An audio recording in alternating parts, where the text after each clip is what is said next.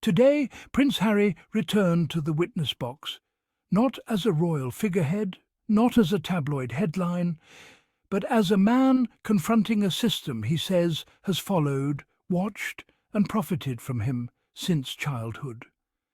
What unfolded in court was not just legal testimony. It was a reckoning, a deeply personal account of grief, silence, fear, and the cost of growing up under relentless scrutiny. This case, Harry insists, is not about revenge. It is about accountability.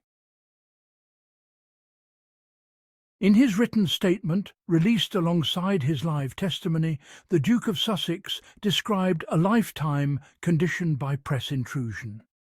He traced it back to the aftermath of his mother's death, a moment when privacy vanished and the cameras never left. Harry told the court he was raised to accept this behaviour as normal, to endure it. The palace culture, he said, demanded silence. Never complain, never explain. That rule governed everything: legal decisions, press strategy, even what he was allowed to know. There was no alternative offered, no independent voice, just compliance. For years, Harry believed that was simply the cost of being born royal. That conditioning held until late 2016.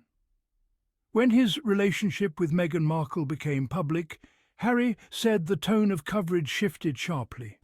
Stories turned hostile, intrusive, and at times openly racist. What he had tolerated for himself became unbearable when it was directed at the woman he loved. He told the court that not acting at that point became impossible to live with. The silence he had been taught to maintain no longer felt protective. It felt complicit. This case, Harry said, exists because that line was crossed. Prince Harry explained how deeply institutional control shaped his response to the media.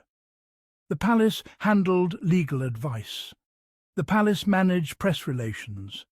The palace decided when, or if, action was taken. He told the court he accepted sworn denials from Associated Newspapers executives during the Leveson inquiry, believing they were truthful.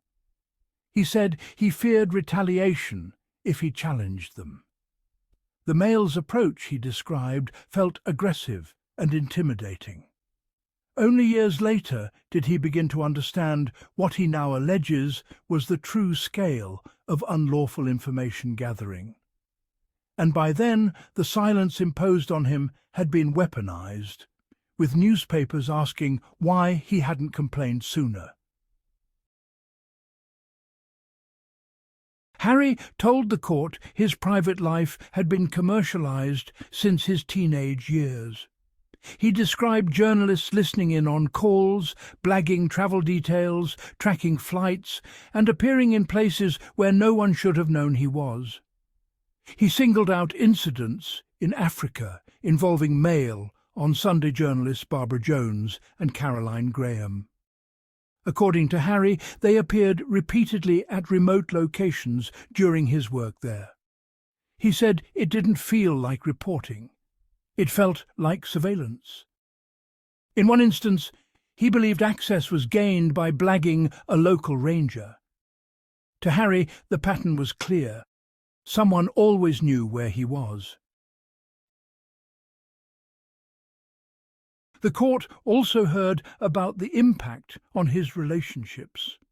Harry said the Daily Mail was the first outlet to name Chelsea Davy, after which her privacy disappeared overnight. Stories followed with, honestly, extraordinary levels of detail.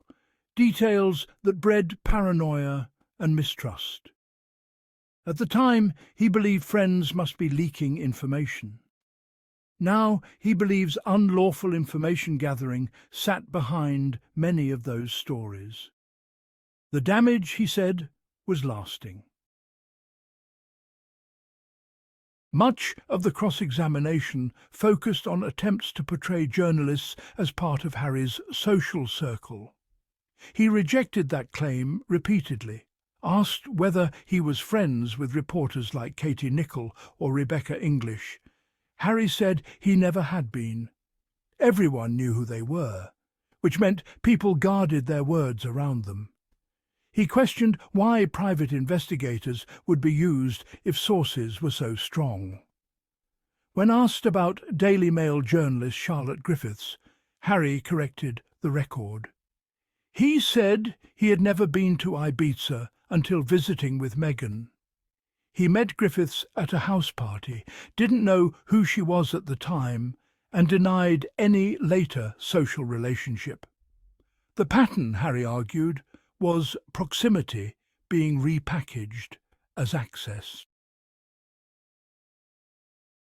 Prince Harry closed his evidence where he began. His life, he said, was never open season. The suggestion that he has no right to privacy he called disgusting. Revisiting these stories had been, well, deeply distressing. The process, he said, was traumatic, and the litigation had only worsened his life. By the end of the afternoon, Harry appeared visibly emotional. His voice broke as he told the court that Associated Newspapers Limited had made his wife's life an absolute misery.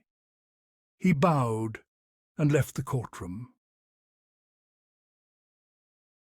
Associated Newspapers Limited denies any wrongdoing, arguing the claims are out of time and insisting its journalists acted lawfully and in the public interest. But by speaking under oath, Prince Harry has forced these methods into the open, for the courts, the media, and the royal institution itself to confront. Period.